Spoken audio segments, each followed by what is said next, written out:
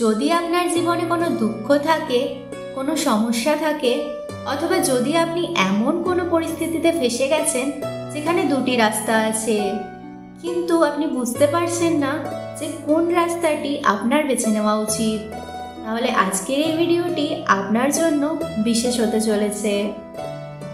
আমাদের জীবনে কখনো কখনো এমন মুহূর্ত আসে যখন আমরা সংশয়ে থাকি এবং সঠিক সময়ে সঠিক নির্ণয় নিতে পারি না।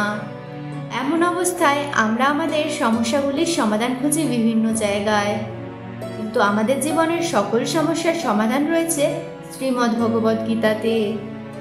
ভগবদ্গীতার উপদেশ স্বয়ং ভগবান শ্রীকৃষ্ণ মহাযোদ্ধা অর্জুনকে দিয়েছিলেন, যা শুনতেই আপনার মন শান্ত হয়ে যাবে। বলা হয় যে গীতা পাঠ বা শ্রবণ করলে আপনার সমস্ত জন্মের পাপ এই জন্মেই শেষ হয়ে যাবে।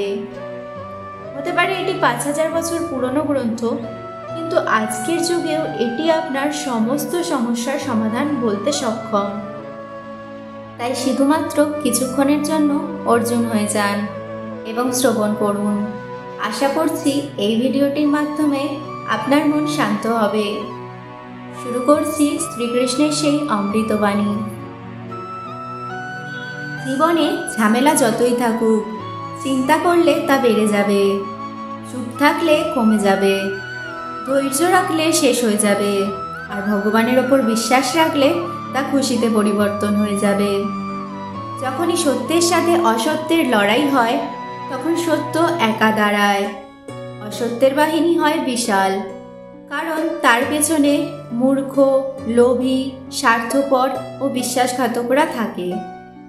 কোনো ব্যক্তি জন্ম থেকে নয়, বরং নিজের কর্ম থেকে মহান হয়।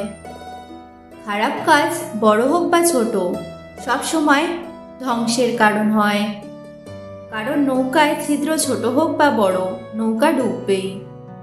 আমাদের মন যখন দুর্বল থাকে তখন পরিস্থিতি সমস্যায় পরিণত হয়, এবং আমাদের মন যখন কঠোর হয় তখন পরিস্থিতি সংঘর্ষে পরিণত হয়। যখন মন শক্ত থাকে তখন পরিস্থিতি সুযোগে পরিণত হয়। সব কিছুই পরিবর্তনশীল। সময়ের সাথে সাথে মানুষ বদলে যায়, সমাজেরও পরিবর্তন হয়।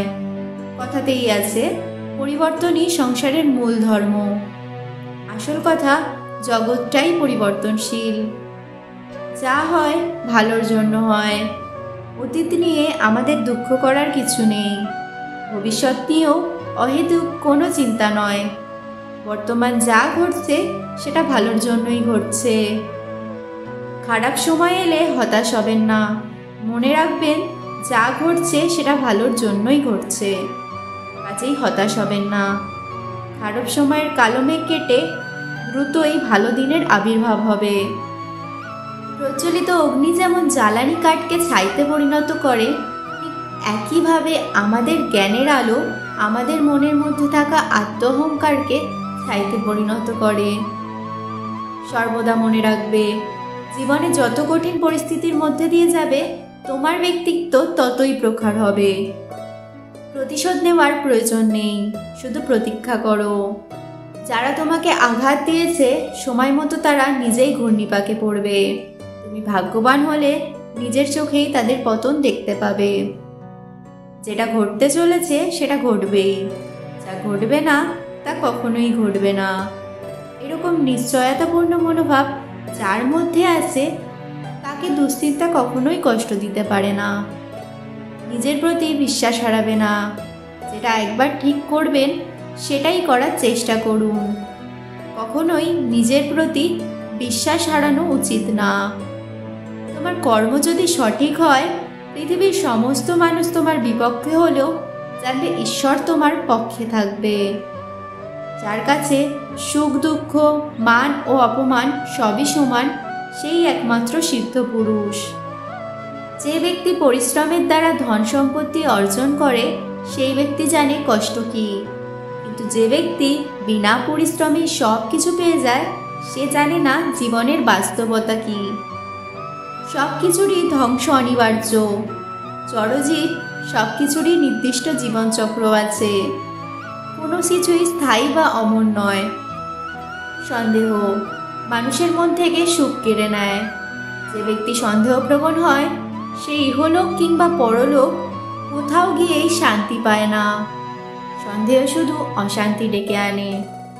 কাম, ক্রোধ আর লোভ ত্যাগ করুন। কাম, ক্রোধ আর লোভ এই তিনটে জিনিস পাকের মতো, যা সাফল্যের পথে বাধা হয়ে দাঁড়ায়।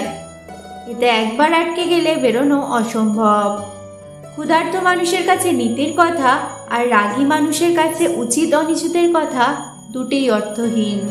কেউ মূল্য দিক বা না দিক, তুমি সৎ কাজ করে যাও, কারণ এর প্রতিদান মানুষ তোমাকে দেবে না, দেবেন স্বয়ং ঈশ্বর। যতক্ষণ না আমরা আমাদের কষ্ট থেকে শিক্ষা না গ্রহণ করছি, কষ্টের পথ কখনো শেষ হবে না। অধিক আনন্দ ও চরম কষ্টের সময় কোনো সিদ্ধান্ত গ্রহণ করা উচিত না, কারণ এই দুই পরিস্থিতি সঠিক সিদ্ধান্ত নিতে দেয় না।